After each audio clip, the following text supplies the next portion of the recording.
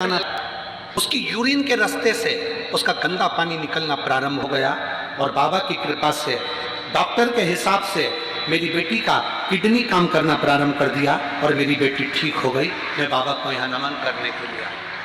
ये शिव तत्व है। ओ भाई, कोई कहे शिव जी पर जल चढ़ाया ना पियो, कोई कहे शंकर का चढ़ा हुआ जल का पान मत करो, कोई कहे बेलपत्री ना खाओ।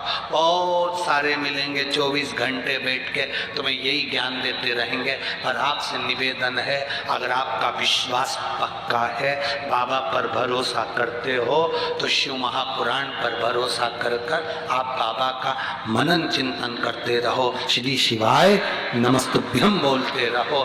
बाबा संभाल, उसके भरोसे जियो।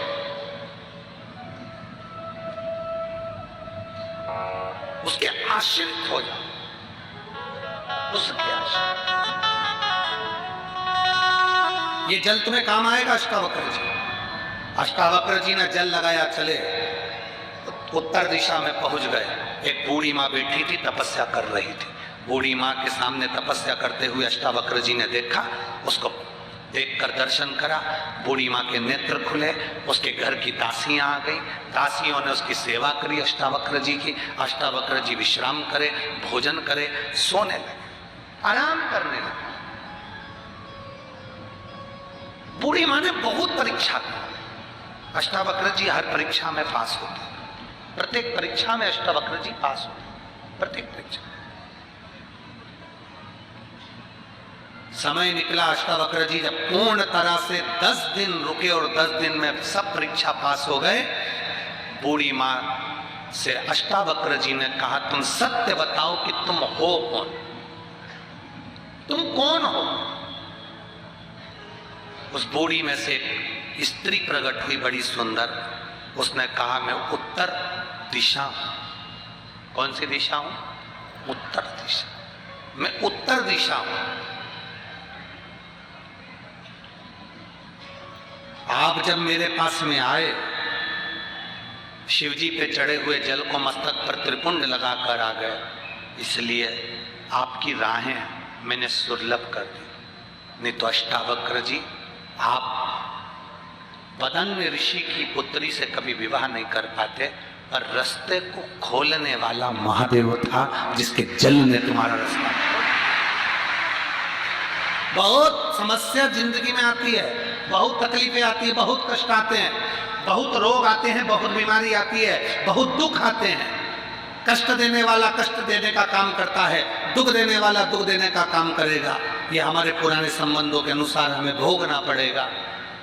पर शंकर पर चढ़ाया गया जल आपकी जिंदगी की सार्थकता सिद्ध करे। जिंदगी की सार्थकता शिव पर चढ़ा हुआ जल सिद्ध कर देता।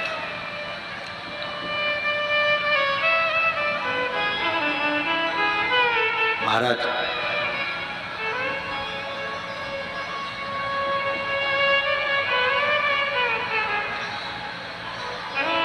भक्ति का जो फल होता है वो कभी खाली नहीं जाता। भक्ति का फल कभी खाली नहीं जाएगा। आप यहां शिव महापुराण की कथा में आए हो तो आपने भक्ति का बीज बोया है, शिव भक्ति का बीज बोया है। हम तो जलगांव की पवित्र भूमि पर ये भक्ति का बीज लगाकर जा रहे हैं। अब संभालना आपको है। प्रत्येक शिव मंदिर में जाना आपको है। अपने घर के बच्चों को शंकर के मंदिर तक पहुंचाना आपका फर्ज है, आपका फर्ज है। सुबह, रात्रि को, दिन में जब फुर्सत मिले, दुकान नहीं चले, व्यापार नहीं चले, तो दिल से अपनी गादी पर बैठकर उस महादेव को याद करना, कुबेर भंडारी को याद करना, कुबेरेश्वर महादेव को याद करना। मन से श्री शिवाय नमस्तुभ्यम का दिल से कहना, सुनेगा।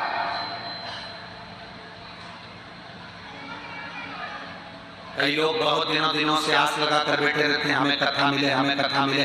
सुनता है वो, कई कथाएं कैंसिल होती है, दूसरे को मिल जाती है। एक कथा कहीं होने वाली थी महाराष्ट्र की ही भूमि पर वो कथा, 4 तारीख वाली 4 जनवरी की कथा कैंसिल हो गई थी महाराष्ट्र की, तो वो कथा भटिंडा पंजाब में दे दी गई है। 4 जनवरी से 10 जनवरी तक भटिंडा पंजाब में शिव महापुराण की कथा रहे। भटिंडा पंजाब क्रिकेट खेल मैदान में वो कथा होगी, भटिंडा पंजाब के उस खेल मैदान के अंतर्गत वो कथा चले। 4 जनवरी से 10 जनवरी तक की जो कथा है वो भटिंडा पंजाब में होगी। पंजाब वालों के लिए बड़ी खुशी की बात है, पूरा पंजाब आज आनंद में खुशियां मनाए कि कुबेर भंडारी आपकी नगरी में नए साल में पहली कथा, नूतन कथा 4 जनवरी से लोग वहां सुनेंगे 10 जनवरी तक। साधु शिव कथा का लाभ।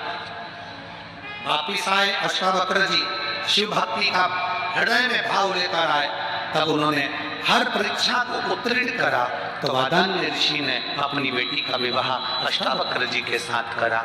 ये शिव के जल का महत्व है।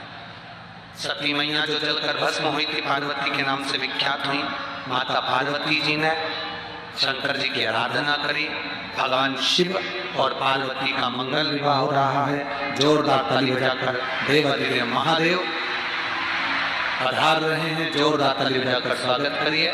बोल काशी विश्वनाथ भगवान की, कुबेरेश्वर महादेव की। पार्वती मैया शिव जी के गले में जयमाला पहना रही हैं, जोरदार ताली बजा। अब भगवान शंकर पार्वती जी के गले में जयमाला पहना रहे हैं।